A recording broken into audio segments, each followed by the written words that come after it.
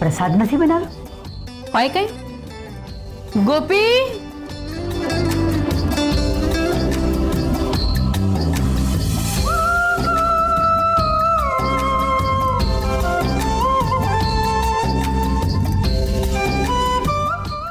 ગોપી, ભગવાનને ધરાવવાનો થાળ પણ લેતી આવ.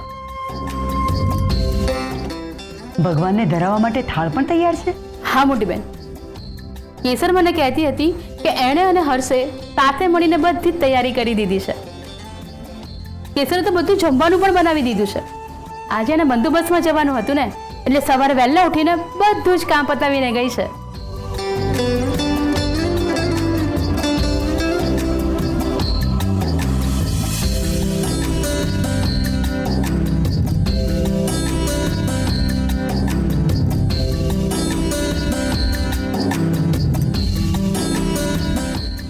પૂજા પતી ગઈ? હાશ, નથી થઈ પૂજા હજી. નથી થઈ. વેદિકા બહુ, તમારી કમર હવે સરસ થઈ ગઈ છે નહીં? હા, સ્પ્રે કર્યો હતો ને એટલે સારું છે, પણ તોય હજી થોડું દુખે છે. ઓહ.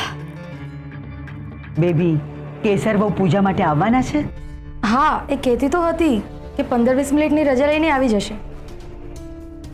એ બંદોબસ્તમાં હશે એટલે એમને રજા નહીં મળે. બેબી, આપણે પૂજા સ્ટાર્ટ કરી દઈએ. મોટી બેન, હું શું કહું છું, આ બધી તૈયારી કેસરે કરી છે તો 10 મિનિટ એની રાહ જોઈએ ને. બેબી, 11 વાગવા આવ્યા છે અને અમારે પણ ઘણા કામ છે. હા, અમારે પણ ઘણા કામ છે. એમ? તમારે શું કામ છે વેદિકા બહુ? બોલો. બેબી, 1 મિનિટ મોટી બેન, તને મને કહો, તમારે શું કામ છે મને કહો જોઈએ.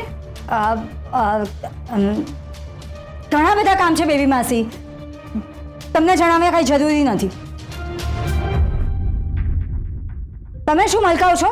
જાણે 24 કલાક બિઝી રહેતા હોય. હોય છે, બિઝી હોય છે. ગોપી, કહેતો એમને કે સવારથી અત્યાર સુધી તે શું કામ કર્યું, કહેતો. બેબી માસી, રહેવા દો ને. ગોપી, મેં કહ્યું ને, બોલ બોલ કહું છું. મમ્મી પપ્પા માટે જમવાનું બનાવ્યું, પાપડના 2 ઓર્ડર આપીને આવી, અને આ પૂજા પતે એટલે બીજા 3 ઓર્ડર છે એ પૂરા કરીશ, અને પછી દુકાને જઈને ત્યાંની બહેનોને પાપડ તૈયાર કરાવીશ, અને બસ બીજા 2-3 નાના મોટા કામ છે. સાંભળ્યું વેદિકા બહુ? સાંભળ્યું હો બેબી માસી? આમ પણ પારકા લોકોની સામે અપમાન કરવાની આદત પડી ગઈ છે તમને. પણ વાંધો નહીં, તમે બોલો, અમને કોઈ પ્રોબ્લેમ નથી. વેદિકા, ગોપી પારકા નથી, અને આ અમે તમને પહેલા પણ કહ્યું હતું ને.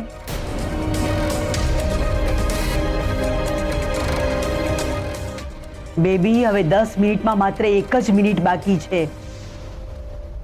1 મિનિટ પછી જો કેસર બહુ નહીં આવે તો આપણે પૂજા શરૂ કરી દઈશું.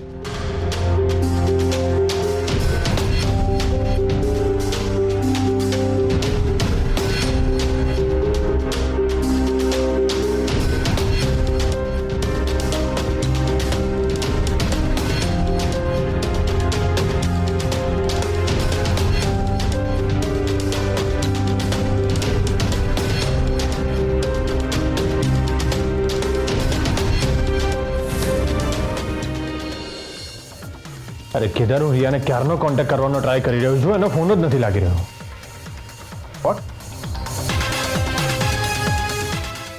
જ્યાં લીડ મળી હતી ત્યાં ગઈ હતી. ત્યાર પછી એની સાથે કોઈ વાત થઈ? ઓકે, તો જેવો તમારો એની સાથે કોન્ટેક્ટ થાય ને તરત એને કહેજો કે મને ફોન કરે. ઓકે? ના પાડી હતી એને કે એકલી ના જઈશ તો પણ ગઈ.